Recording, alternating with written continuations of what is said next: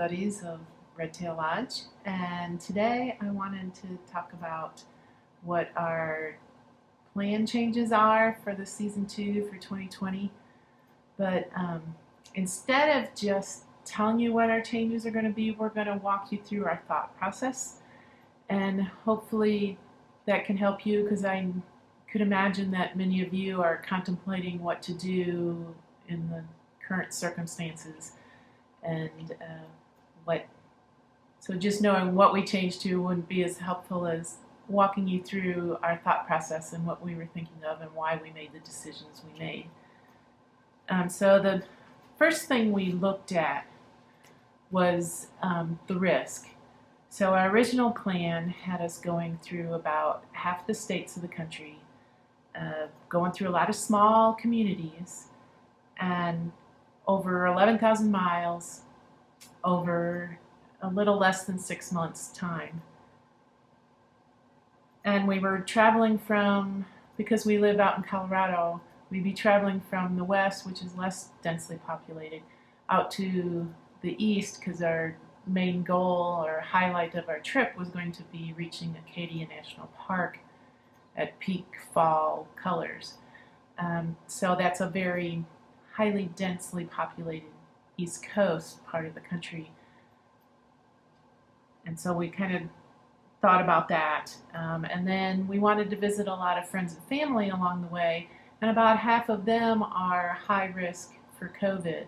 They're in, either because of their age or some health complications, they're at high risk. So we wouldn't really want to visit them either.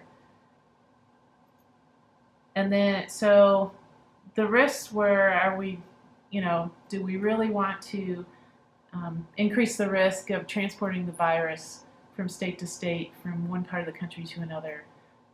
Do we want to increase the risk to our friends and family? Do we want to risk transporting the virus into a small community? And do we want to increase the risk of catching it ourselves and bringing it home to our friends and family? And then the next thing we kind of thought about was all the uncertainty that's going on. There's rapidly changing rules. They vary from state to state, county to county, sometimes city to city. They change what seems like daily, sometimes hourly.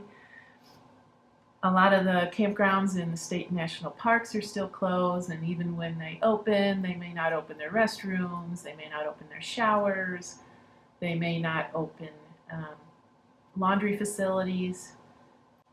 So there may be a lot of other things that are still closed, like visitor centers or trails or attractions that we want to see. Some events and activities that we were planning on doing may not happen, like there's a kind of a camping reunion of some college friends in Tennessee. There's the Adirondack Balloon Festival. There's we normally get together a group of college buddies and go to an Ohio State football game in the fall. And we wanted to do things like go on a whale watching expedition out on the East Coast. So a lot of those things may or may not happen. There's a lot of uncertainty around that. And then we thought about, okay, so if we go on this trip, how much time are we going to take away from our travel time and enjoying where we are by having to constantly figure out what the current rules are for the current location we're in, making last minute changes to where we're going to spend the night or what activities we're going to do.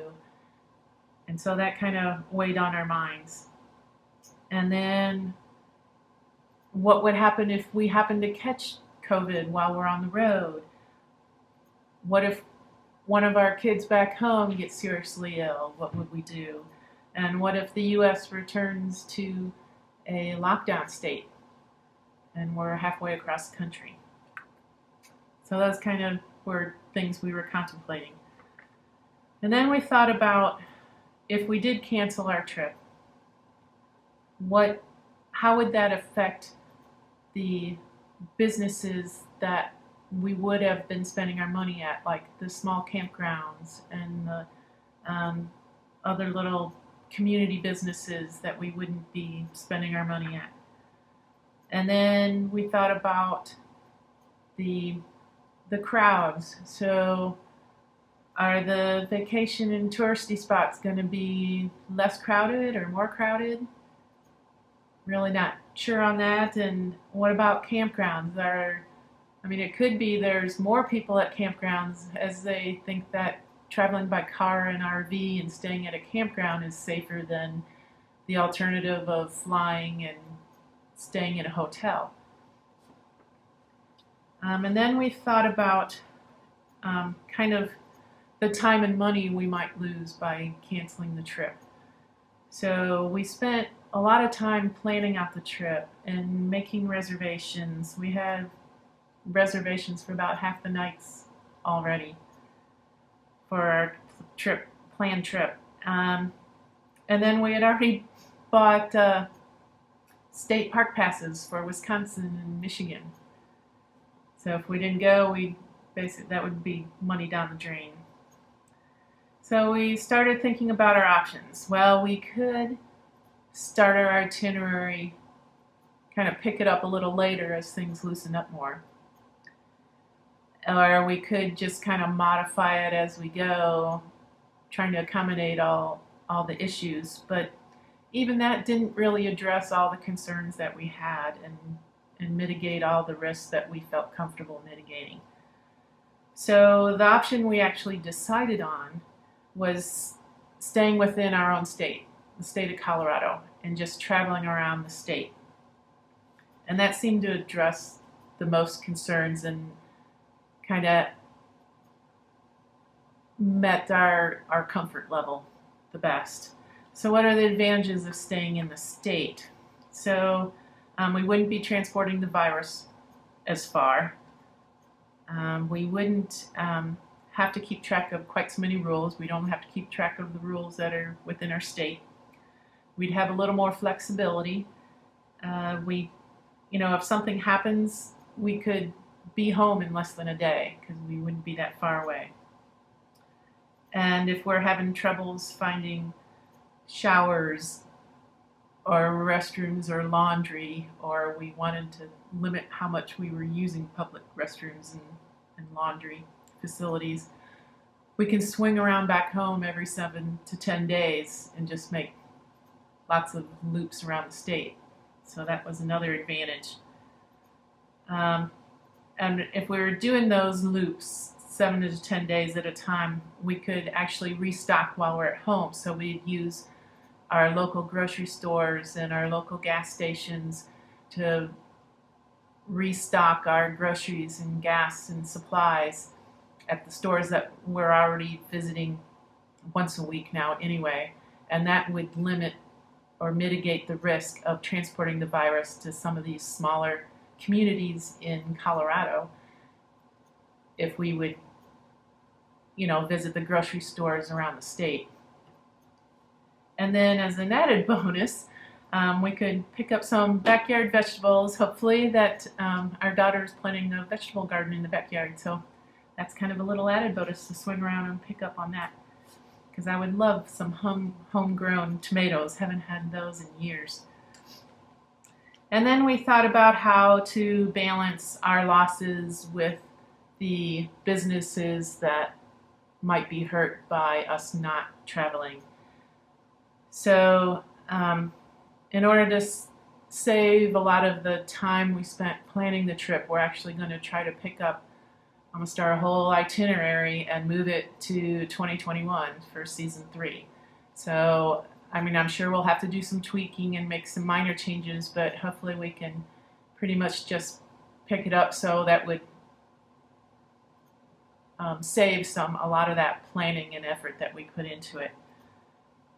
As far as the campground reservations, in order to help out those small private campgrounds that we've made reservations at, we have decided that we will cancel those reservations, but we'll let them know that we really don't want our money back, to have them keep whatever money we've already paid to help them stay in business, assuming that they've had some losses, just like a lot of other businesses during this time. And we also kind of hope that they'll still be around come next year when we really want to stay there, assuming everything kind of gets back to normal in 2021. Let's cross our fingers. And then, as far as like the state park passes that we're not going to be using, we really don't feel too bad about that. It's supporting the state parks, and even if we don't use them, so we'll just kind of let that one go. So Colorado has a lot to offer. We happen to live in a great state. There's a lot of things we have seen, but some of it's been years since we've been there, so going back to it will be great.